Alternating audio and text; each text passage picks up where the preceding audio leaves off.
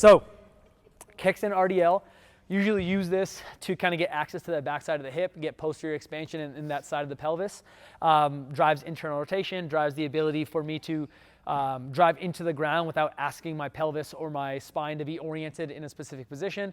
So it's a really good exercise to teach all that. Also cooks the glutes, gets them to learn how to get to a lengthened position, which a lot of people have a hard time getting to. So what I do is, just like with the split squat, all my body weight stacked on top of that leg. I get a gentle bend in that knee. My nose, if you look straight down, is way past my toes. It's not over top of my toes here.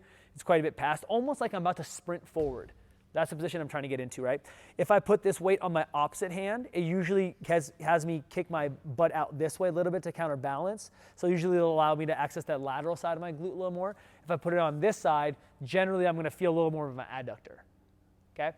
So for right now, I'll put in the opposite hand. Now, from here, as I'm stacked on this side, remember, I don't want too wide of a stance, because if I get too wide here, I'm gonna start pushing my weight back and get off that leg. Narrow stance, and that'll also allow me to stay in internal rotation on this side, versus if I get really far back, I actually end up opening my pelvis up this way and have a more externally rotated leg on that front side. So it allows me to close that pelvis down. Now, the key here, hip stays high, chest drops. Hip stays high, the chest drops. And as I do that, that knee doesn't move.